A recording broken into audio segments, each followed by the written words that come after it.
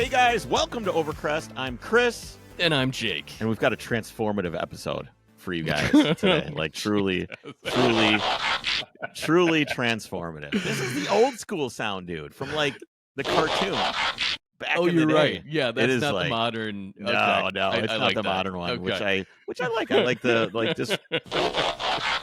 The vintage. I remember when I saw the very first Transformers in the theater. When it did in the movie theater, I got goosebumps. Because I, as a little kid, I played with Transformers, man. Yeah, I played with them, Like, but I never watched any of the I watched cartoons. Watched the cartoon where Optimus Prime dies, and as a little boy, you're just like, and it's just like devastating. Like it was super devastating. Anyway, so we've got Brett Smrz on. I'm not sure how to pronounce his name, and I gave him the opportunity to pronounce his name, but he didn't tell me. You'll see you later on. So that's on him now. I'm going to blame him. Yeah, if I pronounce it wrong, it's all his fault.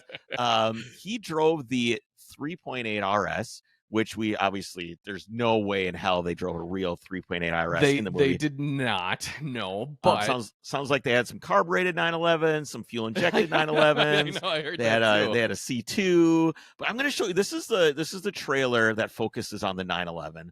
That was released by Porsche, because obviously this is a partnership. What do you think they did? Do you think how does this work? Were there rumors that there was going to be another Transformers movie, and some guy at Porsche was like, me, pick me, and then they just know? Or was it like, because I'm sure like Dodge was in there going, no, pick me, and it had to. You don't want to be a Decepticon. You know, they could put you as a Decepticon, and that'd be bad news. You think so? Well, because the police cars were Decepticons, remember, from the previous movie? Yeah. Those were Dodge, I believe. I believe those were Dodge. Or no, was it like a Mustang police car? I think it might have been a Mustang. Have been. You're right. Yeah, which you don't really see that very often. But there's got to be, like, obviously, this is so ingrained in it. For sure. There's obviously a partnership going on. So I'm going to play the trailer, and then we'll talk to Brett.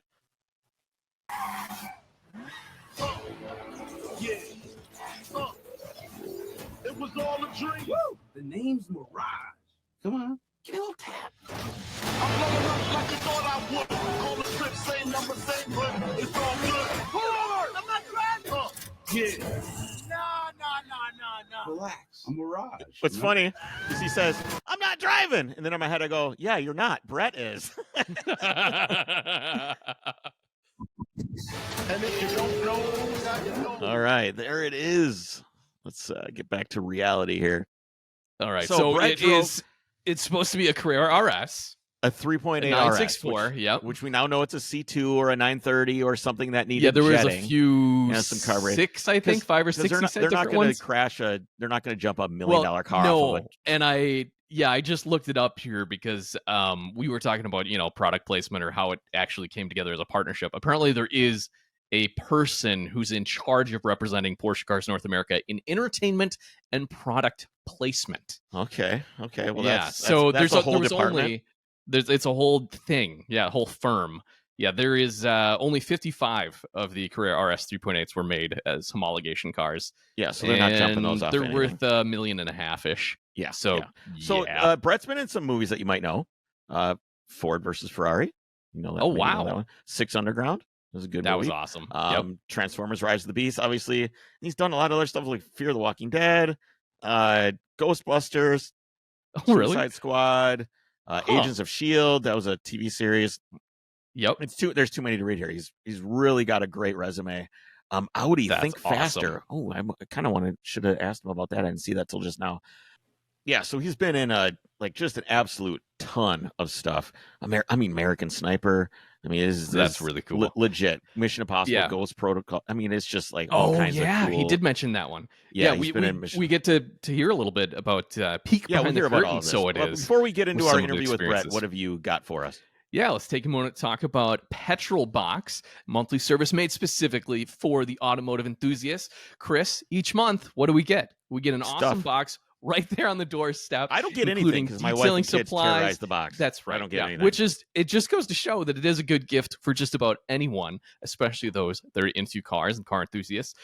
Detailing supplies, garage gear, tools, apparel, stickers, pins, you name it, collectibles. It comes once a month for as little as $19.95 a month, or you can do the Petrolbox Premium for $39.95 a month. Check them out at mypetrolbox.com. Use the code OVERCREST. That'll get you a discount as well. All right, here's our interview with Brett. Yo, Brett, how's it going, man? Thanks so much for coming on the Overcrest podcast. I appreciate you being here. Absolutely. Thank you for having me. I'm super excited to talk to you guys. I noticed that your last name has no vowels, so I don't know what to do. Help me. Yeah, my mom's joke, she always says, Vanna wouldn't let us buy a vowel. So, we're kind of out of luck there. So. Right on, dude. So it's interesting. I sat down with my kids. And I'm like, they always want to watch a movie. They like watching movies with dad. And I got like big TV and big speakers and stuff. And the subwoofers hidden behind the couch, same size as the couch, all this stuff. So we always want to watch like an action movie or something or a Marvel movie. And so I saw all of a sudden the new Transformers movie is available for rent. I'm like, oh, this is going to be great. We're going to watch Transformers. The kids, we've watched all the other ones. They're always a good time. They're never like, I never feel like I'm expecting Scorsese. So it's cool. They're always just like a good action film that's entertaining. And we sit down, we turn it on, and like I'm waiting because the kids love the 911, right? They love my 911. And the 911 pops up on the screen, and it's Mirage. And oh, hold on, I got the sound. Hold on, let me play it. He's like, he's got the sound, and he pops out, and it's the 911, and the kids are freaking out. And I go, and by the time I was done watching this movie, I'm like, dude, I bet somebody stunt drove that 911. I need to find out who that was, and that is you, man. You are the driver. You did it. That is awesome, dude. I'm really impressed at some of the work I saw that you did there. Thank you so much. It was fun. It was a fun project. When I got called for it and he told me what car I was going to be driving, my face like lit up. I was super excited. You don't see it often in movies. So when it was the car that was chosen, I was really, really happy. And I knew I was in for a challenge because, the rear engine and stuff, it was difficult. So before we get I want to talk all about that stuff, but I want to figure out how you got there, because this being able to drive, you seem pretty young, so being able to drive that car in Transformers at your age as a stunt driver, that's a pretty big deal. You're a younger dude. How did you start getting into cars that allowed you to launch into your career so early? So I raced go-karts when I was young. When I was 12, I got into go-kart racing and did that for some time, and went from there to open wheel and sports cars. Did some racing. Hold on. Let's go-karting. Okay. I always hear this. So did you? I mean, you wanted to be a race car driver. Like, what's inspiring you to do go-karting? Like, is dad like, you are gonna go-kart, or are you saying, Dad, I really want to get a go-kart? Which one is happening here? Yeah, it was more like my dad was a racer and he really wanted to, he wanted me to be in racing. So I asked for a dirt bike. And when I asked for the dirt bike, he got me a go-kart for Christmas. Okay. And I went out to the garage and saw this thing and I was like, oh, that's cool. Like, I can't complain about that. So we started racing the go-karts. It was called a Mari kart. It was a tiny, the tiny little, where the wheels are exposed and they're super low to the ground, like this high off the ground. Yep. That one went up probably about 60 miles an hour. So it was you didn't fun. Start with the one that has like when you have a push lawnmower, it's got those little wheels. With the 4-strokers. No, that wasn't you. Strokes. Huh? My dad just threw me to the wolves. Basically, we got, honestly, when I first started racing, he entered me in like the nationals and all this stuff, and just kind of threw me to the wolves. But it's in your blood, son. It's in your blood. Exactly. What did you said your dad was a racer. What was he doing that got you into that? He actually road raced motorcycles. So he raced, it was called back in the day in the 70s, late 70s, it was Formula One for AMA. So he was racing against like Eddie Lawson and Wayne Rainey and all those guys. And he was very competitive. And so when he was done racing, he got into stunts. And so when I was growing up and I started asking for like dirt bikes and stuff, that's when he decided to get me into that. So when you say like motocross or motorcycle racing, I ride, but I'm not into the racing side of it. So I'm picturing like, is this Isle of Man TT stuff like that level, or? Yes, it is, but not on the like that's kind of like a street course, you know what I mean? Like Okay. Yeah. he was doing it on like tracks. Like he'd be at the old Road Atlanta or Watkins Glen or so all worldwide nationwide I mean for the motorcycle racing. So So so you get this go-kart and your dad's like, "All right, we're doing this. You're going to nationals." Did you feel pressure as a kid to perform? Like was this, oh yeah. Yeah, big time. I mean, he really my dad's a pretty serious guy and he was being like really, pretty strict about everything and we would go out every weekend. I mean, I literally when we were getting into it, I was probably racing, I'm not even exaggerating, like 35 plus times a year. Like almost every weekend we'd be out racing. So and it was always somewhere different. We had an RV, we'd travel and go somewhere else, some new series, new competitors, just go everywhere. It was a lot of so fun. have you paid him back yet? Because Oh no, I promised him when I was really little that I was going to buy him a Ferrari Spider someday, which I think is oh kind of turning into a it's going to be a problem for me sometime. So when yeah, I I have know to actually buy it. maybe a As Miata you, convertible would be. I think that sounds better. Probably handles better anyway. So how did you do in karting? You're doing all these big races. Your dad's really pushing you. I mean, sorry, let me say, were you really dedicated at this? Like, how serious about this were you? Oh, and we were very serious. I mean, we were racing the likes of like Joseph Newgarden, who I was used to race against, Connor Daly, Sage Karam, Gabby Chavez, a bunch of Carlos Munoz, a bunch of people that made it to the top. Jordan and Ricky Taylor. So the competition was really heavy. So luckily, it was our generation of drivers was pretty fast, and so we were all competing with each other in all these different series, and so we were all pushing each other. But it was very serious. I mean, these guys were spending um, $250,000 a year in go karting. I mean, this is like Jesus. top level stuff. And the series I was racing was called Stars of Karting, and it was sanctioned by the Indy Racing League. So they basically were trying to make like a ladder system from go karting all the way up, and that's when I was racing. It wasn't So like it was you and like Ryan Gosling or something, right? Like yeah, exactly. Exactly. So yeah, so I was trying to work my way up the ladder. I really wanted to race IndyCar. That was my goal. And so I was really trying. That's why I got into open wheel and did some Formula Why IndyCar? Fords. And What was it about IndyCar that was your thing? so I always wanted to do Formula One, but there's not really any American drivers, and the ones that do kind of make it there don't really, in my opinion, they're not given like a fair chance, like a good opportunity to showcase themselves. Like for instance, Alexander Rossi went and drove, and he was in the Lotus car and all that, but he was like 9 seconds off the pace, and it just makes you wonder. It's like why is he so far off the pace? And then he races Indy, and he's one of the top drivers, and some Formula One drivers come from F1 and go to Indy, and they're just the same speed. So it's kind of interesting when you think about it, like why, they need to be given better opportunities to showcase themselves, especially now that like talking about going to Vegas and Miami and bringing races to America. So let's bring some Americans back into F1. If you're going to start dragging people out of the NASCAR seats, which I think NASCAR's been on a downswing, not huge, but like 20 years, hasn't been doing super great. If you're trying to steal those people and you want people to sit down and drink like a Coors Light in front of their TV and watch something, it isn't going to be somebody named Maximilian Verstappen. Okay, they're not. They don't like. Just dude, if you would have made Formula One, that's who you'd be racing against right now. So it's probably maybe good that you didn't. Yeah, for sure. No, it's from what I see anyway. So I like IndyCar because honestly, the IndyCars are just as fast. Actually, they're sometimes faster on the ovals than the F1s, and they started leaning more towards road course racing as I was getting into it. So I love that. That's my bread and butter. I wasn't really a fan of ovals, so I was really happy they were leaning towards the road courses. But yeah, so that was really my goal, was to be an IndyCar driver. And then when I turned 18, my dad from 12 to 18. 12 to 18 karting? So that's a long time, man. 12 to 16 for karts, and then 16 to 18 was I raced MX-5 Miatas, and I raced the Jim Russell and Skip Arbor racing series, and a couple Formula Ford races. What are you driving when you're 15, 16 years old and you're going to drive Mazdas at the racetrack? What are you driving to the racetrack at this time? Like, what is your car life like?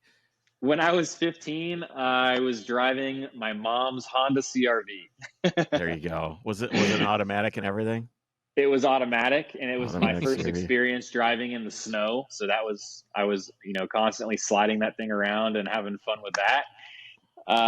But yeah, no, that was my first get up with going to the track. I was always honestly just riding with my dad in the RV, or just kind of getting toted there. So I see that you've got E30 M3 in the background. At some point, street cars must have become something important to you. Yeah, I collect old BMWs. I'm actually selling a couple right now, so I'm trying to kind of clear out the stable a little bit. But I have a few. I have my E30 M3. I have an E36 M3. I have a E34 M5 wagon, and I have an E34 M5 sedan. So that's what I have at the Why moment. BMW? Well, so to be honest, my buddy, when I was 16 years old, I just got my driver's license. I went to go visit him in Washington, and he owned an E30 M3 that he bought for 15 grand at the time, which was a steal. And it was in really good shape because the motor blew up within 100 miles of him driving it, so he had to replace it. But I got to borrow that car for a week and drive it around Seattle for a whole week, just cruising around, and I fell in love with that car, and that's when I was like fully BMW from that point on. All right. So you did the BMW thing. You're racing Mazda MX-5s. You're getting close to. How close are you getting into IndyCar when you're thinking about it? Like, are you right there? Are you at the cusp? What's going on in your life? I was all the way to the cusp of the guy who doesn't have a lot of money to spend, but I'm knocking on the door, So all the teams knew who I was, but I didn't have like sponsorship funding and things like that. So my dad was paying for my career until I was 18, and I had I had product sponsorship basically. And then as soon as I turned 18, my dad, kind of dropped me and said, "Hey, look, if you want to continue this, you gotta find sponsors. You gotta start doing this because it's getting really expensive." So I was ready to go into Star Mazda and race Star Mazda, which was the first feeder into IndyCar, and that alone I got an offer from a team for 380 grand, which was the top team, and that was cheap. I mean, it was to win in that series, you've got to spend like $500,000. So they wanted you to buy in at 380 grand. They didn't want to give you three. Yeah, no, they wanted me to pay them 380 grand to race, which their typical price was probably 500 plus.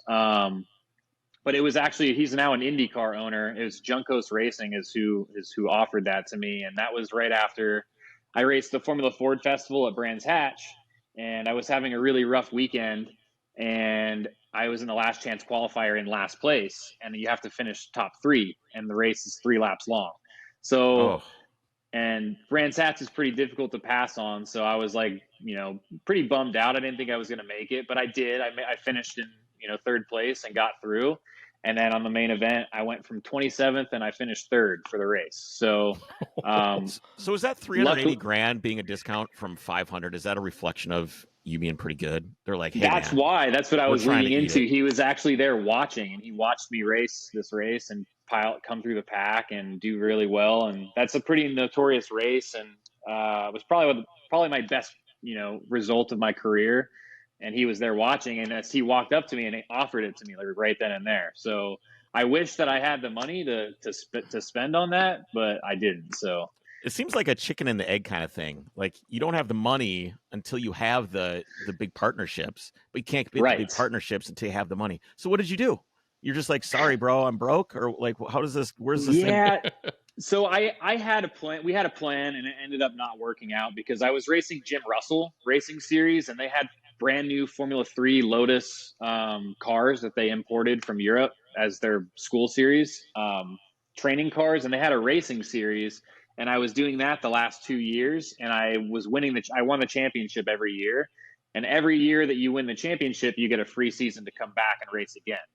But when I was doing that race, they were planning on doing a championship prize for the winner of the next year to go to F2 for a free racing season in Formula 2. Like that was the prize package. That's so insane. I was like, it was insane. So I was like, that's what I'm going to do. Like, I've won the championship twice in a row. I'm going to do this. So that's what I was going for. I told them no. I put all my eggs in the basket for Jim Russell, and then they went bankrupt like right before the Oh series. no!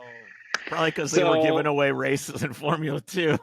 yes, so that kind of foiled all the plans there, and it was just one thing kind of led after the next, and it was just my money was getting spent, and I was not going anywhere, and so my dad did stunts for a long time, and he kind of showed the door for me in the stunt world, and I just decided to stick with that and just kind Is of that drop kind of like racing the for a little bit. fighter pilots go and they fly for like Delta Airlines? Is this what race car drivers do when they just say, "Yeah, I can't do 500 grand. That's insane." Well, let's go jump this car off a building instead. That sounds that's kind of how it goes, and it's just getting your foot in the door. That's the hard part. So luckily, I already had it, and it just worked out.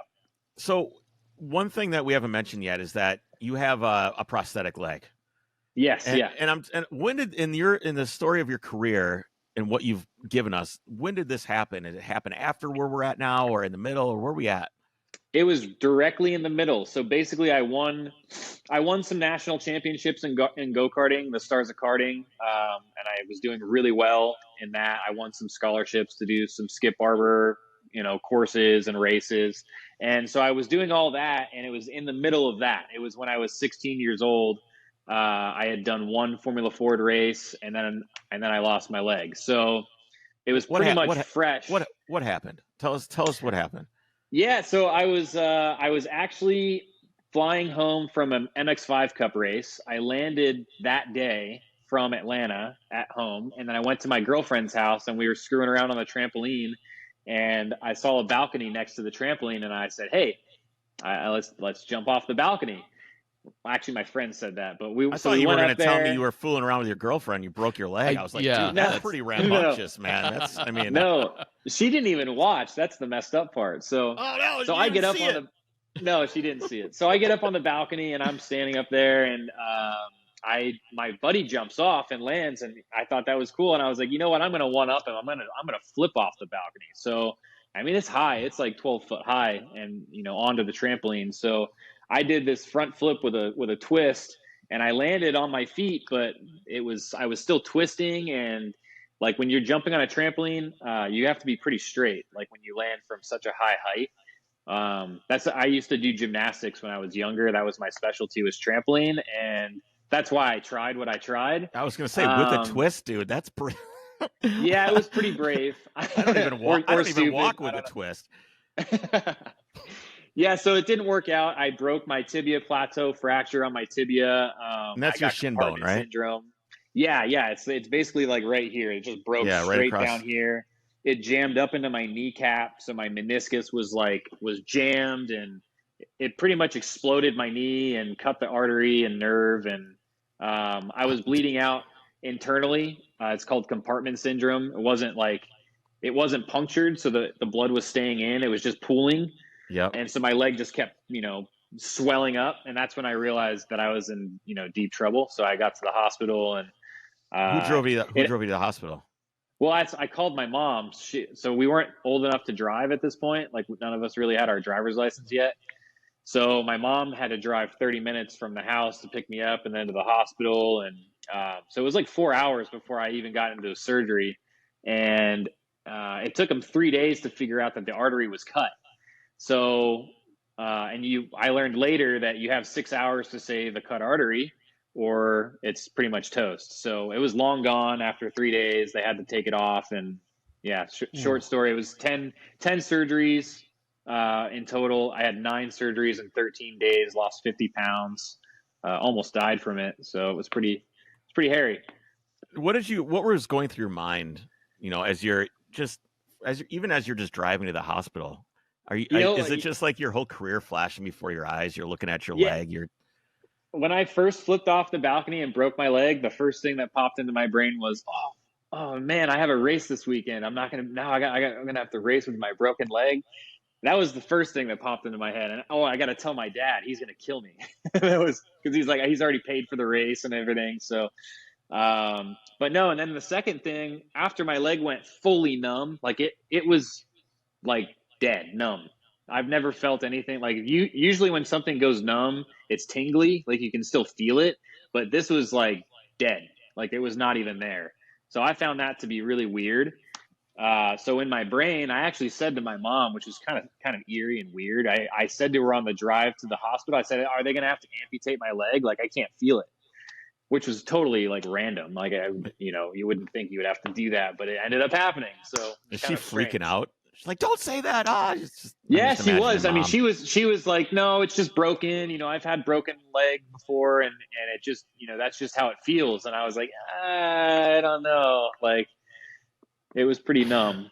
Okay, so So you're in the ER for and surgery for 10 surgeries. I mean, what's your state of mind? I mean, as you're going through, that's a long time to lay there by yourself. yeah, to be honest, I mean, I was on all kinds of drugs, and I don't really remember a lot of it in between. I do remember like specific parts. I remember the doctor coming in and like squeezing my leg to make sure that it was dead, before they took it off, and he was like looking at me in the eyes, like poking me with a needle, like, you tell me right now if you can feel this. And so that was a pretty serious moment. And then when they came in to tell us that they were going to amputate it, my mom lost it, so I remember that. But I was like, to be honest with you, it's kind of strange, like a calendar of events, because I just read Alex Zanardi's My Sweetest Victory, the book, like probably a couple months before I broke my leg, and that's where he lost both of his legs in a racing accident and came back and started racing again. And so now I'm dealing with it. And so the first thing that popped into my brain was him and his story. So I said, well, if he can get back racing with both legs gone, then I'm going to be fine. That was one. And two, I have a friend. His name's Casey Puretti. He's a stunt guy. He's also missing his leg, right leg below the knee. But he builds like all kinds of contraptions and stuff. And for instance, like if you watch the movie Wind Talkers, he did a scene where he's running through the exploding field, and he's carrying his buddy, and it gets blown up, and he like blows into the air, and his leg gets blown off. So that was like, he builds stuff like that. So I've known him since I was a little kid, and those two things, like in my brain, I just decided, if they can do it, so can I. Like, it's not a big deal. I'll just get back on my feet and keep going. So, or As foot, someone who doesn't whatever. like, I can't understand what this is like. I just can't, and I perceive it as something that would dominate my life. How do you keep your life from being defined by this? Like, just directing you in every way. I mean, I hate to say like the cliche, it's just one step at a time, but it really, like, it is like, you just gotta, everything that's like, if something's difficult, you just have to work around it and figure it out, and then you just keep on that path. Like, I try and do everything with my leg, non-modified, no modifications, and that takes longer for me to learn sometimes. But I like to do things like normal people. Like, I don't like to have a shifter that's specifically for a bike. I try and which I have to, because I can't tilt my foot, but just an example. So like, I try and keep things like rock climbing. I keep my foot the same. They have feet for rock climbing, like little, kind of crazy actually. Like, they have like little goat hoofs. So it's almost like cheating. Like, they shorten your leg's like this long, and it's like a goat hoof. Yeah. It would work out pretty well. But no, it's just, you just got to mentally, I think most things in life are mental, and you just have to put yourself in like a good mental state of mind, and not let the negative thoughts empower you, and just keep moving forward. That's kind of all I can say. Was there anybody that helped you? have to. Was there anybody that helped you through things? That helped me through things. Yeah, for sure. When I first lost it, my physical therapist up in Spokane, Washington, his name's Brad Sharples. He pretty much, saved my life. Like, I mean, to be honest, I hate to say that, but like, he did. Like, I had to relearn how to walk. I had to relearn everything. And he was really just a positive guy. And he put me in a good state of mind. Every single time I went in there, I was in a better state of mind. I wanted to go in there. He was fun. So honestly, that's also really important. I think I got really lucky with the physical therapist, in my opinion. He's probably one of the best in the world, like from physical therapists I've worked with. It's just like, he's almost like I'll put it this way. Like, when I used to race go-karts, I had a coach, and he was a mental coach, and he would try and get me in the right mindset. and he would help tune the cart, but his sole job was like to mentally get me prepared. And I would say that he was the same way. Like he would get me in a good state of mind and then work out, the leg and everything. So that makes a big difference too. So that he helped me in the beginning. And then after I was able to walk and everything, then it just started getting better and better. So speaking of mindset, what was the first time you got back in the car competitively? So it would have been faster, but I had some complications. That 10th surgery I had was actually like a month and a half after the amputation. But that one fixed everything, and that's a long story in itself. But so I got all fixed up, and after that I was able to get back to racing. So it would have been a month, but 3 months after the amputation, I got back in the car. I couldn't really walk. I had a cane. I basically was using crutches with the leg on to get used to the weight. The hardest part for me was it was an F1600 open wheel, and the clutch is really stiff in those. So putting the pressure to get the clutch pedal pressed was kind of hard because I couldn't even walk. But I really only needed to use it to get out of the pits. And then after that, it was, my leg was kind of a dead weight and I was right foot braking. But to answer your question, I got back into racing 3 months after, and it was at the Formula Ford race, and I ended up doing better, way better than I ever thought I would. I got out of the car for qualifying, and my parents said, so how do you think you did? And I was like, yeah, I was like, I had fun. I was just out there cruising, and they go, well, you just broke the track record. So I was like, I was moving, I guess. I don't know. Is there something that mentally changed for you that you think allowed you to perform better, or do you think you would have performed that well anyway? To be honest, I've done it a few times now since I've quit. I haven't quit racing. I'll take these times off where I'm not in the car for a long time, and then say a year, 2 years, 3 years, and when I come back, I almost feel like I'm faster. I don't know if it's because I'm just enjoying it. I'm actually having fun. Like I really want to go, and it's not like a job, for instance, if I was going to the track every weekend, doing time attack I had an E36 M3 time attack car that I would go and have fun. And when I took 2 years off and came back, the first day I came back, I was faster than I was. I don't know if it's because I was over driving, trying to beat my times, if I was just becoming a chore, like I was trying to beat times going every weekend and it was just a lot of work, or I don't really know, but taking that time off, it helped. It just made me go slower and everything. I was thinking about things more, and so maybe that's why, because I had such a big break in between and I really missed it. But I think it was more so just trying to have fun. Once you're at that stage, you're not thinking specifically on going fast. So okay, so stunt driving. Tell me about the first stunt driving experience you had. What was your first job? Don't say parallel parking or something. It's got to be good. Yeah, no. I have a good one. So this was right when my dad opened the doors for me for the stunts. So he offered it to me when I was 18, right after I finished the Jim Russell series that year. They went bankrupt, and so he offered this to me, and it was a 3-week job on the movie called The Surrogates, and we filmed it. It was reshoots, and we filmed it in Los Angeles. It was a Bruce Willis movie. Oh, I remember this. Yeah, I want to say it was 2009. Mm-hmm. I saw this. And so he offers this job to me, and I'm basically he taught me a few weeks prior to how to build a stunt bag and build it up. This is what you need. So I built one up. He hires me on. A lot of icy hot or. Yeah, you would think so. No, it was chains and belts and things that you would put in a car, for crashing, catcher's shin pads, elbow pads, hard elbows, fire suit, things like that. You get pulled over with that with a girlfriend in the car. You're in deep shit, man. And they're yeah, I know. They'll think where are you guys of going? You. Whose basement are you going to? Absolutely. So he taught me how to build this bag. He gets me on set, and I'm hanging out for a week and a half and having fun with everyone, doing background driving. And one of the days I show up to set, he points over to this Chevy Avalanche and goes, "Hey, go get in that truck and get seated, and Russell's going to help you put your belts in." And didn't tell me what I was doing. And I was like, okay.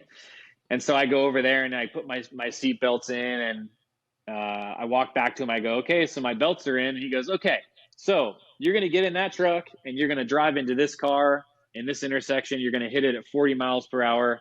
And yeah, so are you good to go? And I was like, yeah, I'm good. I think, honestly, I think he did it this way because he wanted to see how I would react to doing a big crash, like the right shock away. of it. Just to see if I was right for the business or not. I think that's really why he did it. Cause like I told you earlier, my dad really likes to like go hard right away. Like he threw me to the wolves with racing and threw me to the wolves with stunts, like right away. So it went really well. I had to do that twice because they blew the glass too early on the car, went right before I hit it. So I had to do that twice. Wait, what do you mean? So the glass doesn't just explode when you hit it? No, for cinematic effect, they put like CG or they put squibs in the windows, and there's a guy on a button. So when I go and hit the car, the windows like explode out. Okay. Like the window would probably just shatter and break in. They want it to like, they want to see it. Otherwise, it looks, if it's not timed right, it looks like the Matrix where everything happens like a second later because the Matrix can't react. Got it. Exactly. Or sometimes they do like rubber glass with air, and then they'll like blow it, and it like explode, and it looks like glass. Man, I feel so deceived. So I did that twice. This is where it gets interesting. So the next day I had to do it. It was a blind intersection, the same crash, but now the car is moving and it had a camera on it. And so we were going into the blind intersection and I hit the truck, nailed it, perfect. But this truck was it was a camera truck, like this big tank, huge. And so it doesn't get damaged when you hit it. And so I hit this thing, and it's a long story behind why my dad was standing right there. But I hit this truck and it spins out right where he's standing, and it hit him actually. And it blew his kneecap in half, and he got thrown like 30 feet down the road. So I didn't know this right when I hit the truck. So I T-boned the truck and I stop, and I'm parked there, and I get a phone call, and there's a phone like ringing, and someone starts talking, and they're like, "Hello, sir. Hello, are you okay?" I personally, I thought it was like a stunt guy. OnStar. Yeah, I thought it was a stunt guy screwing with me on the radio, and I was like, whatever. And and they go, "Hello, sir. This is OnStar. Are you okay? You've been in an accident." No way. And I'm like, what? No, I'm actually like, I'm on a movie set. Like, we just crashed the car. She got all excited and was like, "Oh my God, okay, all right, I'm sorry." But wow. So this is all happening super quick. And I look in my mirror and I see my dad's just like lounging out on the ground, like he's laying down in the street. I was like, that's like, what is he doing? Like, so I get out of the car and I walked up and saw his knee, and I was like, holy shit. It was pretty bad. I mean, if I showed you the photo of it, it's pretty gnarly. But it was a good one. So that was my first. Right? He's okay. That was my first stunt. Dad's good. My first Dad's car good. stunt. He's doing good. Okay, good. Just get that out there. So, as you've done stunt work, has it been getting more and more complex? You know, instead of just running into somebody is easy. I feel like I could maybe run into somebody. I don't want to, because I don't want to wake up, the next morning and take like 76 Advil.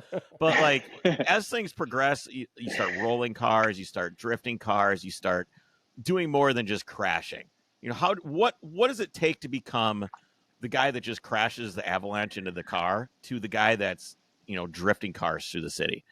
That's a good question, because it's really a big difference. Because there's a lot of guys that can jump in the car and crash, and I mean, there's endless. I could give you tons of people. It's just like when you have to do the lead ups to that and then crash, that's when it becomes really hard to find someone, because there's not a lot of good drivers that are willing to crash.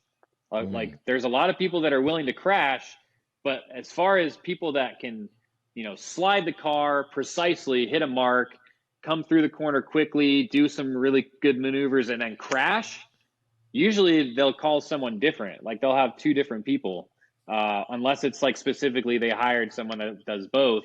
A lot of times they'll hire someone different, because is that because like precision driving is the opposite of crashing? I mean, do these guys have I don't want to crash. I've spent my whole life trying not to do that.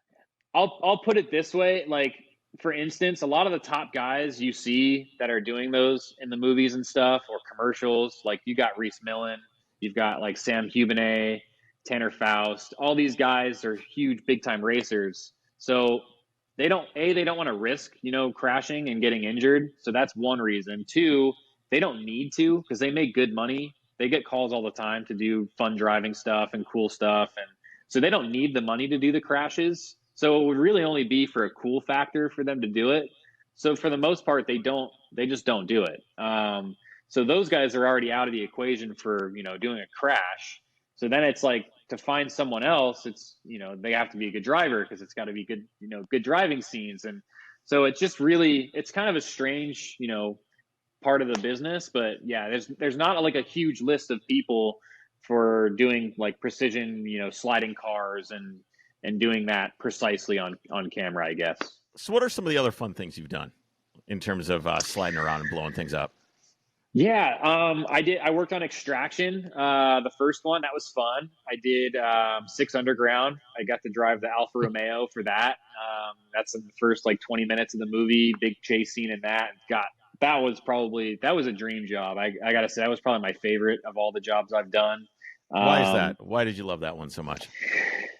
Because it was all real. Like everything we did was real. I mean, same with Transformers. We did everything real as well. But in Italy, it just made the big difference. I mean, we were driving through the streets of Florence, Italy, tearing it up. I mean, it was. I don't know how much opportunity I'll get again to do that in my lifetime. So I think it was pretty just special to be there doing it.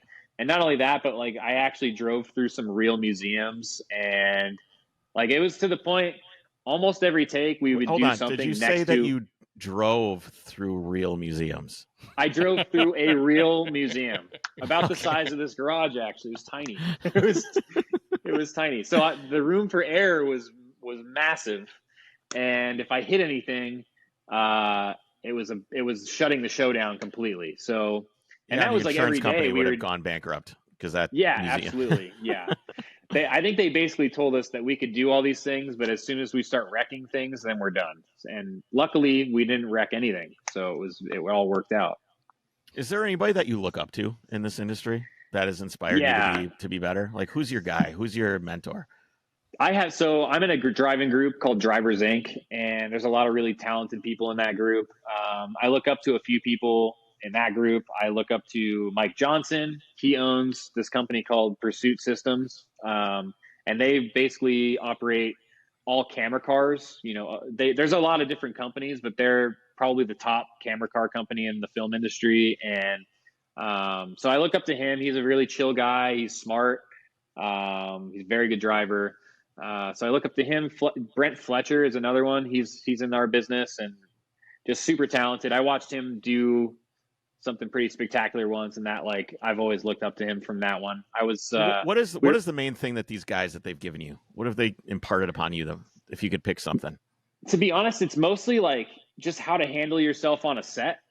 That's really, or how to like just small tricks. Like basically like they taught me to really practice the little things like, like backing up to your number one position, or don't talk too much on the radio, just listen, and or don't call someone out on the radio, like walk up to them and say stuff like that. It's just like set etiquette is what it's called. And that's really like the most important thing, in my opinion, if you want to continue, working. You can't be a goofball, basically, is what I'm getting at. So and you probably can't be a fanboy either. Like, oh my God, there's Sylvester Stallone. Hey, dude, I loved you in Rambo. This is great. That won't work. Sign my arm. Yeah. Okay, so I want to maybe transform the conversation a little bit here. No, Jake's shaking his head. He doesn't like it. No, he doesn't like it. Okay, so I imagine, what is a phone call like to be like, hey, man, do you want to drive one of the most iconic sports cars of all time in a blockbuster film? Like, how does this happen? Like, does your agent call you? Does Optimus Prime call? Like, how does this work out? Well, this one was kind of funny because my friend was supposed to do it. He was supposed to drive, but he ended up getting busy for something else, and so he called me. It better be good, man. It better be whatever this busy is. It better be like his mom got married, or he's very into the car commercials are kind of an interesting, side of the business, and you can make good money from doing car commercials. And so he was to be honest with you, he's probably going to make more money doing car commercials than he would have doing that. So he was Sure. really looking at the money aspect of things, and I was looking at it, this is going to be rad. So Yeah. when I got the call, I was stoked. But the way that it works really for us is it's not the agents that call. Like most of us don't have agents. It's mostly word of mouth. So whoever trusts you to do something like that to that extent. And I think that my driving that I did on 6 Underground kind of proved myself. And this guy was looking for someone young and someone different. And so it was just, he just came across my name and I got the phone call. And when I got that phone call, I was so amped. And it's always like, you never know. Like that's what's crazy about our business is I'll be home for, I don't know, a couple months. And then all of a sudden I get a phone call, and I've got one where I was working on Mission Impossible 4 and I got a call at 8 a.m. and he goes, "Hey, how soon can you pack your bags and get on a plane?" And I was like 3 hours. He goes, "Okay, great. We're booking your plane ticket right now. Go pack your bags and I'll see you in 12 hours. All right. And that was going to Dubai. I'm like, okay, I'm going to Dubai. And so it's just really random sometimes. So Transformers was actually the same way. I had just had a newborn child, my son Maddox, and he was 3 weeks old when I had to leave, and I was gone. What I was originally told was you'll be gone for 6 weeks, and I go okay. So I leave, for Montreal, and I would think I'm going to be gone for 6 weeks. And when I get to the airport, the stunt guy that's with me, Tom Elliott, he's like, "Hey, this is going to be fun. This is fun. Like, we're going to be out here till December, like till Christmas, man. And it's June." And I'm like, "What are you talking about? Like, I'm gone in 6 weeks." He's like, "What? No, you're not. No, you're here with us the whole time." He goes, "We're not leaving till December." So I'm like, I got to tell my wife, and my wife's going to kill me. And Boy, that so car I decided, commercial shoot, it happens within a week, probably seeming pretty good. It does. It does. The longest one I've ever been on was 3 weeks long. So, Yeah. but yeah, I was like, I got to tell my wife, but I decided to wait the 6 weeks. And then I'm like, "Hey, look, they're going to extend us. Like, I got to stay longer." And that only worked for for about 2 months. And then she's like, "Okay, what the hell is going on?" Yeah, for So- sure. That's tough. That's tough on family for sure. I've got Yeah. 2 kids. Jake's got a son. Yeah, we completely understand. And I bring them everywhere I go, but this was during the COVID times, and Montreal was pretty wild and crazy about COVID and stuff. So I was like, I didn't want to bring them up there. So What kind of so does the stunt coordinator say, "Hey, this is what we're going to do with this 911," or do you guys kind of sit in a meeting together and plan the scene, or is it from? I'm imagining the walls full of storyboards with hand-drawn stuff. Like, how are these chase scenes conceived, and what kind of input do you have on, like, dude, that car just can't do that kind of stuff?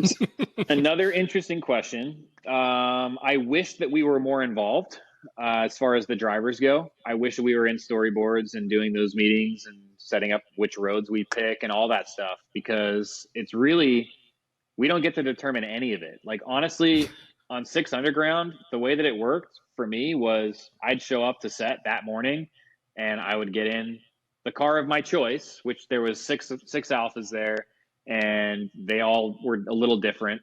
So I would get to pick which car I wanted. If it was cosmetically the same, otherwise I had no choice.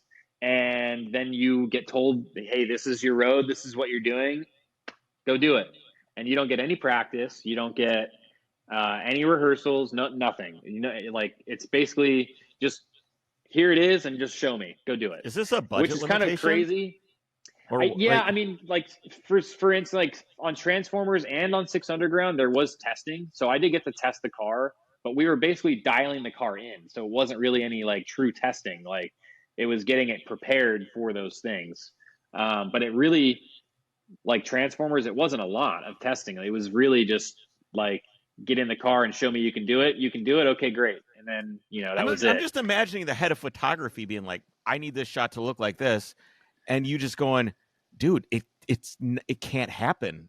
Yeah, It's these guys aren't drivers. There's it happens a lot.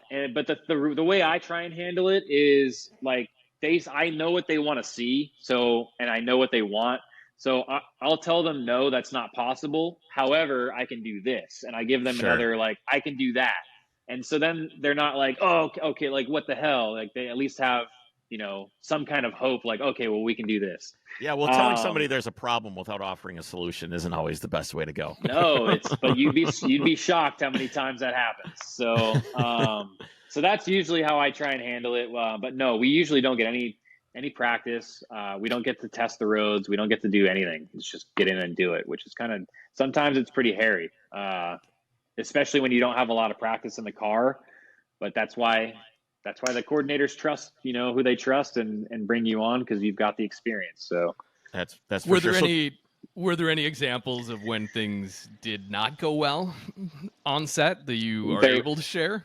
Yeah, there was actually, it's actually on the internet. There was a shot of me in Peru.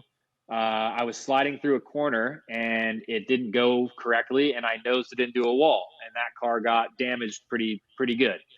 The reason that happened is it goes into super backstory. So we had 5 Porsches, and we were using them in Montreal to do a lot of the shots. That was majority of the chase was in Montreal. That's where I jumped the car off the flatbed trailer. We were doing, you can't really see it a lot in the movie, but the police chase that we were doing when I did the 180 on the bridge, and I was getting hit by the police car. We did that shot like 6-7 times, and for one, I'm blown away how well the Porsche handled like that amount of damage, because I was getting hit hard. And on the last one, they wanted it to be even harder, and that was like 30-mile-an-hour difference of him coming in and hitting, and I bent the steering wheel on that one. Like the steering wheel fully bent to the dashboard. So I was getting hit hard. But all these cars, we thrashed all of them, and they needed work done to them before we went to Peru, which we had a 2-week break before we went from Montreal to Peru. And they didn't do anything to the cars. So when they showed up, the car that I was handed was the car that I jumped off of the flatbed trailer, and it was pretty damaged. So they told me to come sliding into the corner with this damaged car, and it worked out for the first 6, and then on the 7th one I put it into the wall.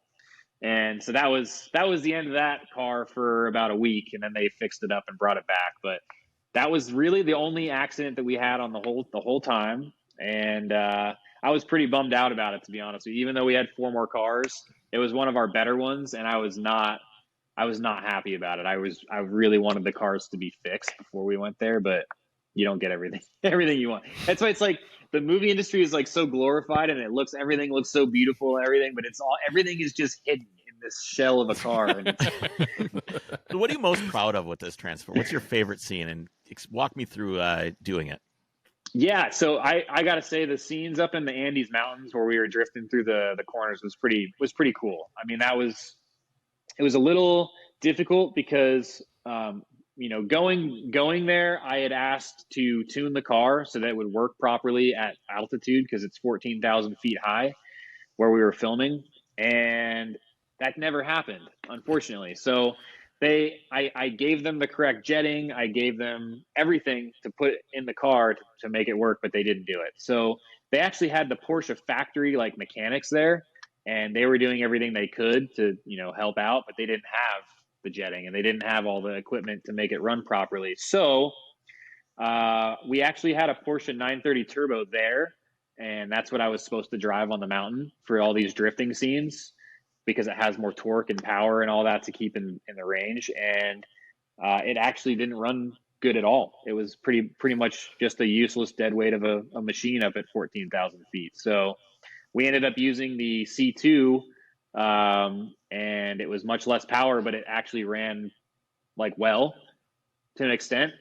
And so I was able to at least do drifting shots with that car, but it was still sputtering, but it was like very, it's difficult when you're that high. The altitude really makes a big difference. Is it a lot of clutch kicking, or how are you getting this thing to come around the corner? There's got to be no power, man. No, the clutch kick wouldn't work in that car. It was literally, it wouldn't work at all unless you were at a standstill.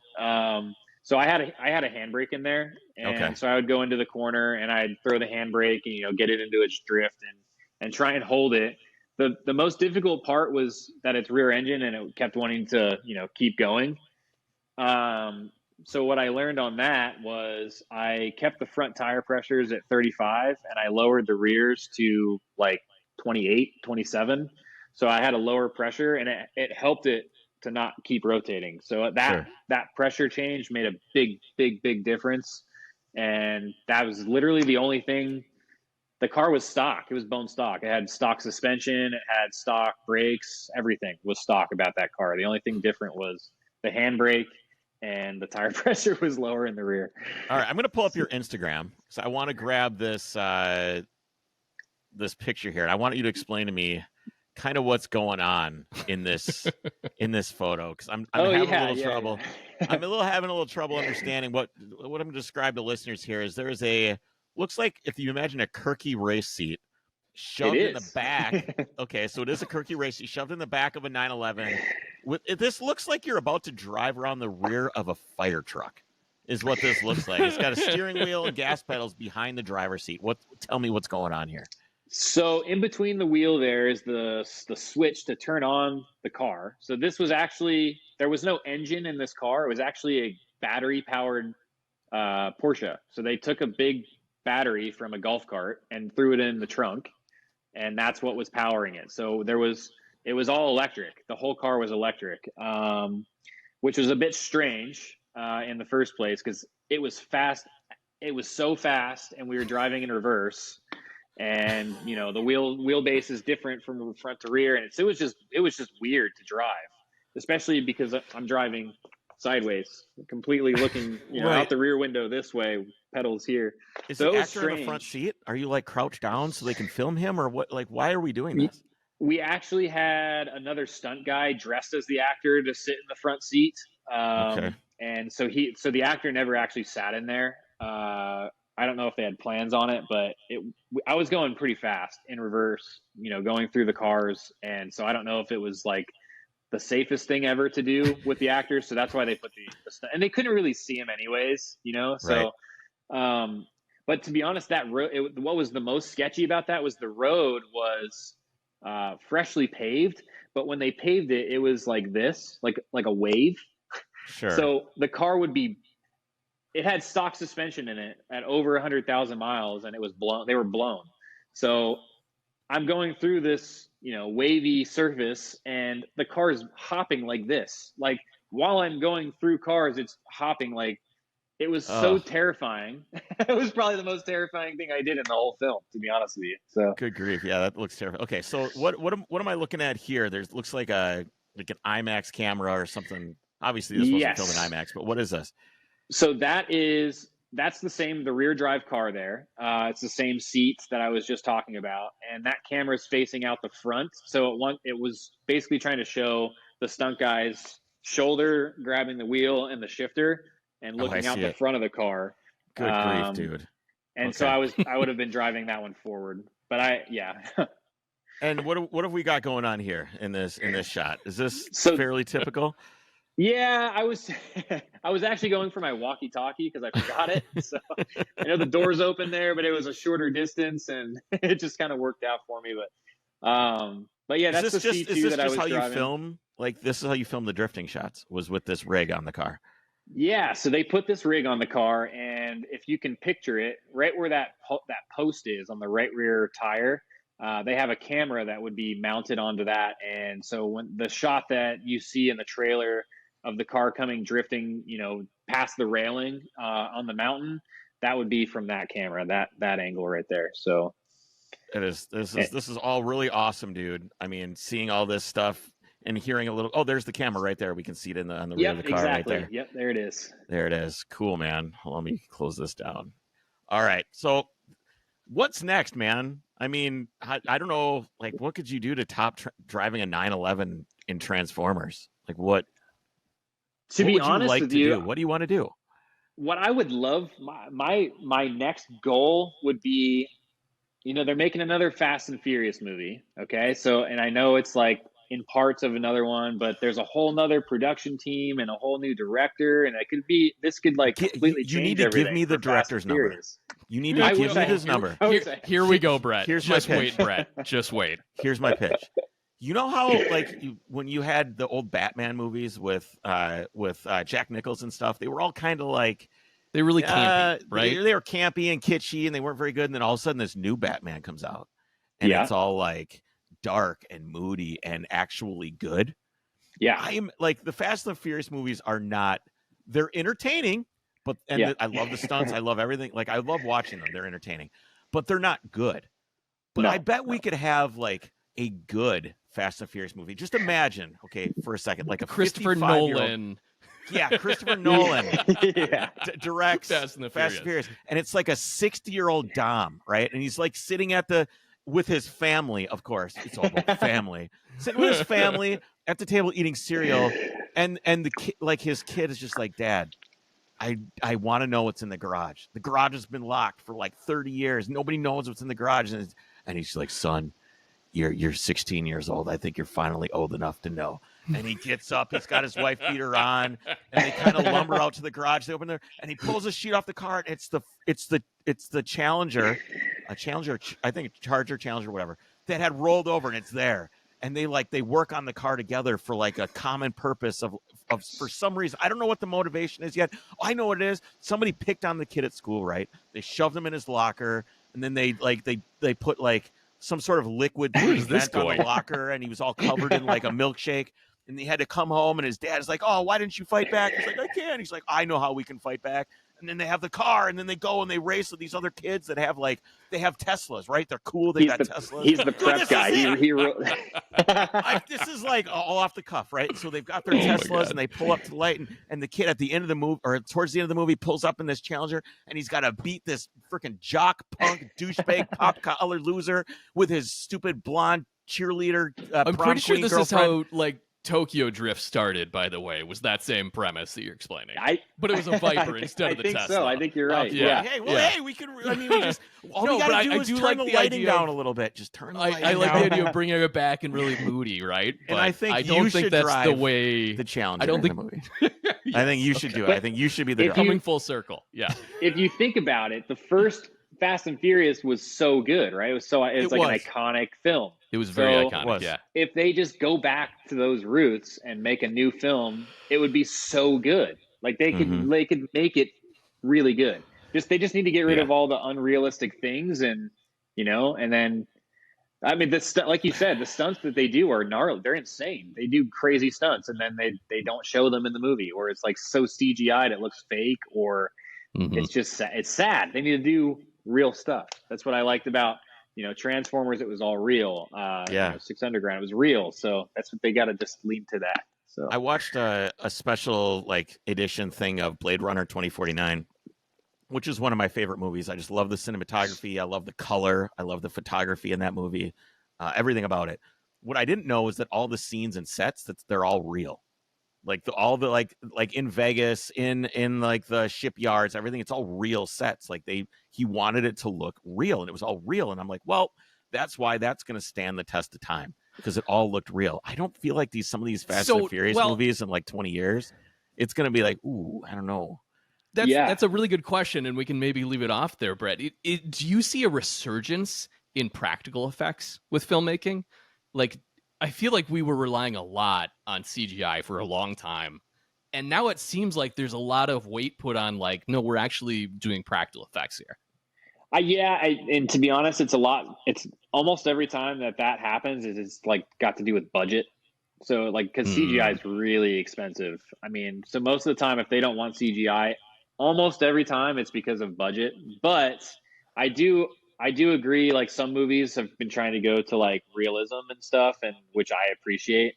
But the last movie I was just working on, I was out in Paris, France for quite some time, and they were trying their hardest not to use CGI, but it just wasn't. A lot of the shots weren't working out the way they wanted, and every day they'd be like, "Wow, it's okay. We'll just CGI it. We'll just CGI it. We'll just."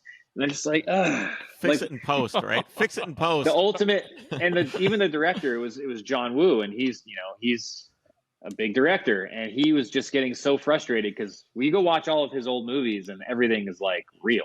They did all their stunts real. The Killer, Hard Boiled, everything is real. So when he sees things and they're like, yeah, no, just CGI, I feel for him. I feel it tears my soul out. Yeah, I feel like that's the stuff that's going to really stand up as we look at movies, 20, 30 years down the road. Especially, I mean, if you look at the cusp of CGI coming into movies, you're like, oh my God, those movies look just dated and terrible. And I think we're at a point now where it's getting tough to tell, but just the way that actors interact in a world when it's real is different. It's almost like you can see the way that they're interacting with something that's actually there, not something that's, put in from a green screen later. It's kind of interesting, like, I don't know, going back and watching, like, for instance, the Transformers shots of when I come up and slide the car and it transforms into Mirage. I go back and watch those, and it's funny because, it's a CGI transition, but however, they used CGI in the slide as well, which to me, I know they have to transition it, but like the car slides in, and when you slide a car, the front wheels will go out, right? Like the counter steer. Well, when you watch it again, those wheels don't counter steer; they just stay in. And for me, it just it bothers me because I know that I didn't do that, and so they CGI'd the car at the last second. And the CGI nerd didn't drive enough Gran Turismo is the problem. It just, but that's like the thing. You'll do real stunts and then they change things and it makes it look not as real, if that makes sense. Even something small like that, like I can see it and I'm like, so maybe the drivers need to sit in with the CGI portion of it as well. I can't understand why they wouldn't have you guys consult, right? The car, especially in a movie like Transformers, the car is so important. What you're doing in that car and the way that you are acting through the car as a character and a living thing, and especially it turns into Mirage. Okay, so it's obviously a character, but even the car itself, and even a lot of movies, it's so important, and it just drives me crazy to think that you guys aren't involved with the process of what's possible, what's not possible, what would be cool, what aren't you thinking of as a director who basically just, I don't know, these guys get kind of, my vision of a director is a guy that smokes a pipe and doesn't really drive cars.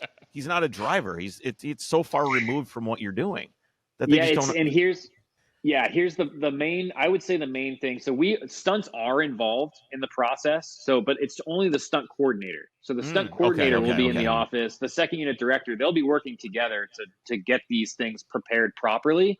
However, the big thing is like most of those guys aren't drivers, or they don't fully understand like how the drive. They understand it, but that's not their world. Like their world is, it could be horses, but they're coordinating this whole movie. Right. So they have to get this dialed. But the problem is that they can't hire someone to come in to dial it in. They just kind of have to get it done. And then when the driver comes in, then we can give our opinion. But at that point, it's almost like too late. Yeah. Or we can fix things, but like only minor things because the budget's already there and it's placed and it's done. But we can only, switch things that are, smaller things. So yeah, you're not making the soup. You're at the dinner when it gets set down in front of you. You can put a little salt on it, a little pepper, maybe, that kind of thing. Yeah, but it's a little strange because like the fight world, like in the movie industry, the fighters, they get to go in and they'll get 2 months of training. They get to go design the whole fight. They get to make a previs video of it, and then they film it, and then they get to train the actors. They get to do, whatever they filmed in their previs might end up in the movie, like exactly how they filmed it if the director likes it. So they're so involved, and it would make way more sense if drivers also were involved to the same extent, because like you said, we could get the car, we could get, a parking lot and cone stuff off and show you it's all the same. It makes no sense to me, but that's just the way it works. Maybe we've proved ourselves so many times that we don't need to do that. We can just show up. You guys are too good. You're too good. Yeah, that's just it. You're too good. Brett, dude, thank you for hanging out with us today. I really appreciate it, man. Thank you very much for having me. It's been fun. Yeah. Take care of yourself, and good luck on whatever project is next. Thank you, guys. I really appreciate it. It's been fun talking to you. All right. Take care. Thanks, man.